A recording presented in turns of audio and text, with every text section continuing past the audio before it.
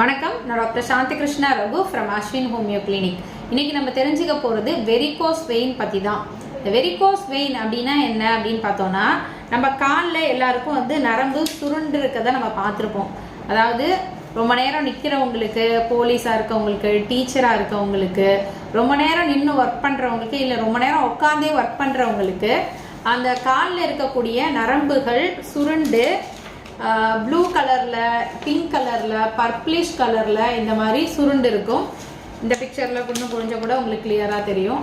So இந்த மாதிரி நரம்பு சுருண்டு வீக்கமாக இருக்கிறத பார்த்துருப்போம். இதை தான் நம்ம வெரிகோஸ் வெயின் அப்படின்னு சொல்லுவோம்.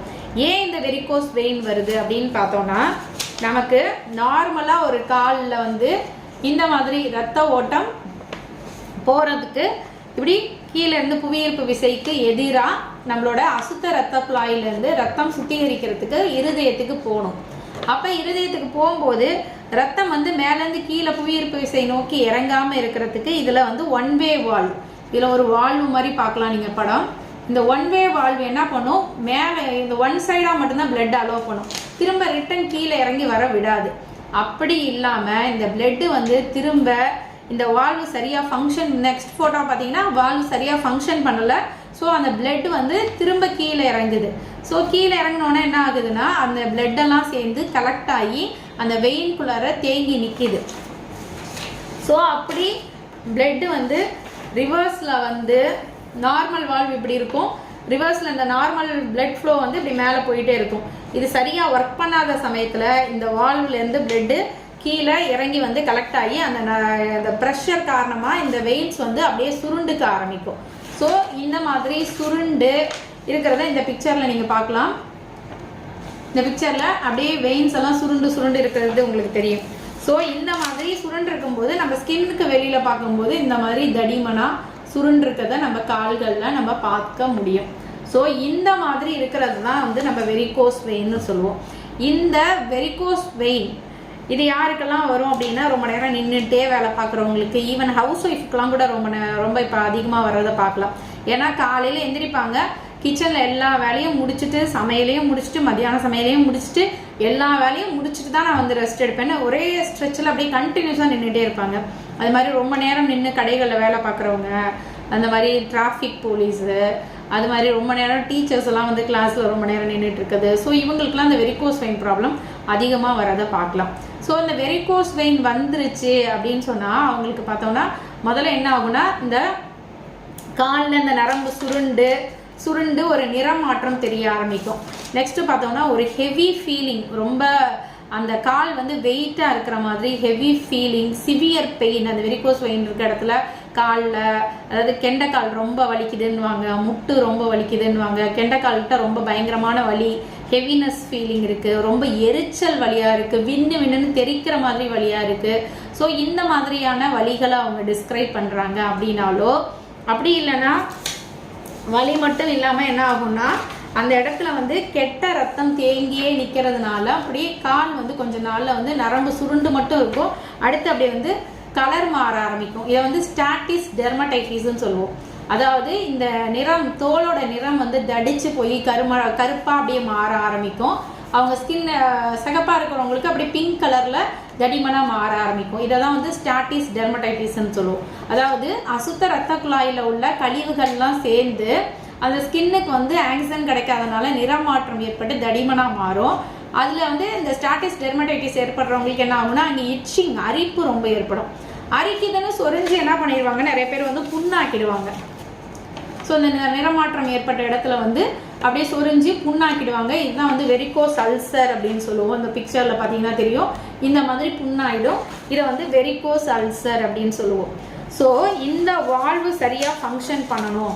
ஏன்னா இந்த வால்வு அதாவது உடம்புல எல்லா இடங்கள்லேருந்தும் இந்த வெயின் ஈஸியாக பிளட்டை புவியீர்ப்பு விசை தலையில் இருக்குது, கையில் இருந்து எல்லா இடத்துலேருந்தும் இந்த வெயின்ஸ்ன்றது கெட்ட ரத்தத்தை, அதாவது டீஆக்சிஜனேட்டட் பிளட், அசுத்த ரத்தத்தை கொண்டு இருதயத்துக்கு சுத்தம் பண்ண கொடுக்கறது தான் இதோட வேலை. எல்லா இடத்துலேருந்தும் புவியீர்ப்பு விசை நம்ம நிற்கிறோமா, அப்படி இந்த பொசிஷனில் நிற்கிறதுனால நம்ம உடம்புல மித்த பகுதிகள்லேருந்து ஈஸியாக பிளட்டு ஹார்ட்டுக்கு வந்துடும். ஆனால் கால் மட்டும் என்ன பண்ணணும், புவியீர்ப்பு விசைக்கு எதிராக, அதாவது கீழேருந்து மேலே ஒரு பழுவை தூக்கிட்டு வர மாதிரி அந்த மாதிரி எடுத்துகிட்டு வரணும். இதுக்கு நம்ம உடம்புல செகண்ட் ஹார்ட் அப்படின்னு சொல்லக்கூடிய இந்த கெண்ட சதை காஃப் மசில்னு சொல்லுவோம். இந்த கெண்ட சதையில் சோலியஸ் மசில்னு ஒரு மசில் இருக்குது. ஸோ நம்ம நிறைய நடக்கும்போது, நம்ம வந்து உடற்பயிற்சிகள்லாம் செய்யும்போது என்ன ஆகுனா அந்த மசில் வந்து சுருங்கி சுருங்கி விரியும். அப்போ வந்து என்ன ஆகுனா இந்த அசுத்த ரத்தம் வந்து மேலே வர்றதுக்கு ஒரு பம்ப் மாதிரி அது ஹெல்ப் பண்ணும். ஸோ நம்ம வந்து லேசியாக இருக்கோம், உடற்பயிற்சி இல்லாமல் இருக்கோம், உட்காந்துட்டே இருக்கோம், நின்றுட்டே இருக்கோம்னா இது சரியாக ஃபங்க்ஷன் பண்ணாது. ஸோ அதனால தான் நிறைய நடக்கணும். அப்போல்லாம் பார்த்தீங்கன்னா பழங்காலத்துலலாம் வந்து நிறைய பேர் வந்து இன்னைக்கு பைக் ஓட்டுற மாதிரி கிடையாது, சைக்கிள் தான். ஸோ அந்த சைக்கிள் நிறைய ஓட்டும்போது இது காஃப் மசிலுக்கு ஒரு எக்ஸசைஸ். அதனால தான் வந்து அப்போ சைக்கிள் ஓட்டுறவங்களுக்குலாம் இந்த பிரச்சனை அதிகமாக வராமல் இருந்துச்சு. ஸோ இதுக்குள்ளே எக்ஸசைஸுமே பார்த்தீங்கன்னா படுத்துக்கிட்டு இப்படி காலை வந்து சைக்கிள் ஓட்டுற மாதிரி செய்யணும்.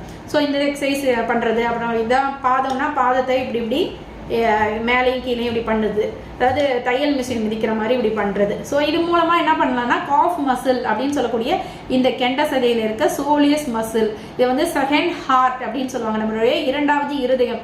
இருதயம் எப்படி பம்ப் பண்ணி ரத்தத்தை, அதாவது நம்மள ஆற்றியில் இருக்கிற ரத்தத்தை வெளியில் அனுப்புதோ அது மாதிரி அசுத்த ரத்தத்தை கீழேருந்து மேலே கொண்டு வர்றதுக்கு இந்த சோலியஸ் மசில் அப்படின்னு சொல்லக்கூடிய செகண்ட் ஹார்ட் ஒர்க் பண்ணணும்.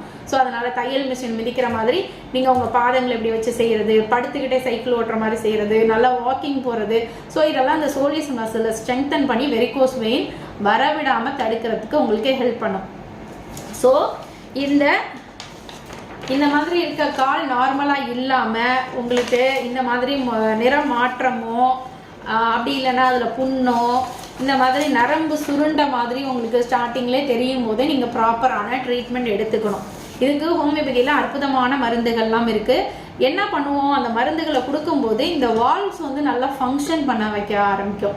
இந்த வால்வ்ஸ் வந்து ஒன் வே வால்வ்ஸ் வந்து ஃபங்க்ஷன் பண்ணாமல் இருக்கிறதுனால தான் பிளட் பூலிங் நடக்குது. பிளட்டு வந்து ரிவர்ஸில் இறங்கி வருது. இப்படி ஒன் சைடு போகிற வால்வு சரியாக ஃபங்க்ஷன் பண்ணலை, இந்த வால்வு சரியாக ஃபங்க்ஷன் பண்ணோம்னா பிளட்டு வந்து திரும்ப கீழே காலுக்கே இறங்கிடுது.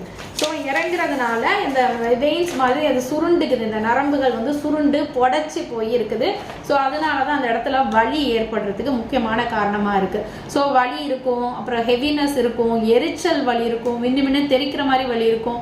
அப்புறம் இந்த கெட்ட ரத்தம்லாம் தேங்கி நின்றுட்டு அந்த இடம் வந்து கருப்பாக மாறி அரிக்க ஆரம்பிக்கும். அப்புறமேட்டு அந்த சொரிஞ்ச அந்த இடம் புண்ணாகும். அந்த புண்ணாகி அது ரொம்ப நாளைக்கு ஆறாமல் இருக்கும். வெரிகோஸ் அல்சர் வந்து லாங் ஸ்டாண்டிங் அல்சர்னு சொல்லுவோம். ரொம்ப காலத்துக்கு அந்த புண்ணு வந்து ஆறாமலே இருக்கிறத நம்ம பார்க்க முடியும். ஏன் புண்ணு ஆறாமல் இருக்குது?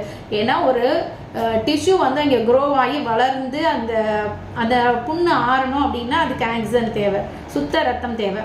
அந்த இடத்துல இருக்கிறது வந்து டீஆக்சிடேட்டட் பிளட், அசுத்த ரத்தம்.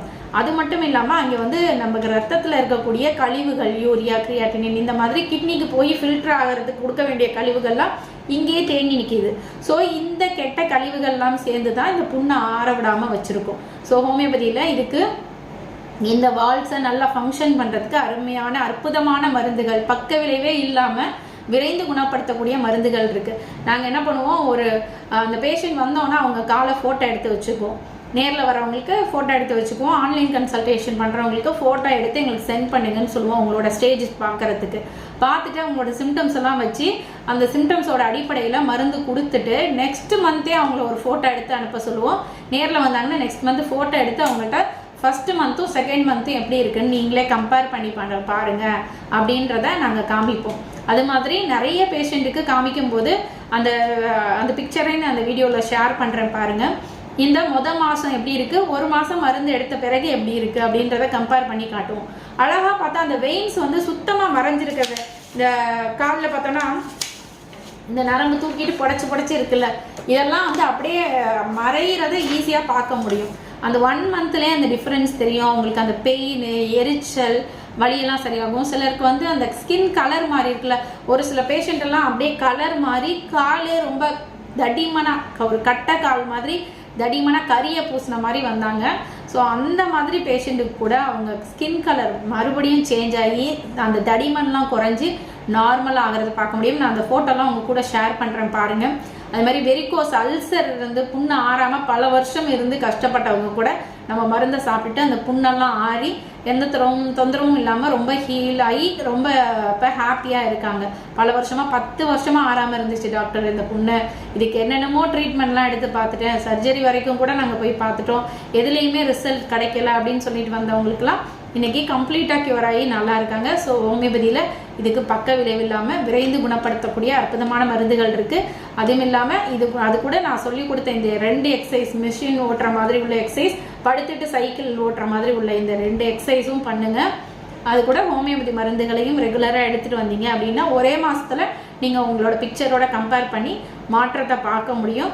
அந்த மாதிரி ஆறாத புண்கள் இருக்குது, வெரிகோஸ் அல்சர் இருக்குனாலும் அதையும் நம்ம வந்து 3 மாதத்தில் கம்ப்ளீட்டாக அந்த புண்ணை ஆற வைக்க முடியும். அது மாதிரி நிறமாற்றம் இருக்குது காலில் அப்படின்னாலும் அதுவும் உங்களுக்கு ஒரு 5லேருந்து 6 மாதம் தொடர்ந்து ட்ரீட்மெண்ட் எடுக்கும்போது ஸ்கின் கலர் நார்மலாக வரதை நம்ம பார்க்க முடியும். ஸோ இத்தகைய அற்புதமான மருந்துகள் இருக்குது அப்படிங்கிறது எல்லாருக்கும் தெரியட்டும். இந்த வீடியோவை ஷேர் பண்ணுங்கள். இந்த ஃபோட்டோஸ் எல்லாம் நான் காமிக்கிறேன், அதையும் நீங்கள் பாருங்கள், தெரிஞ்சுக்கோங்க. இதெல்லாம் தெரிஞ்சு நீங்கள் பலனடையணும்னு கேட்டுக்கிறேன். நன்றி.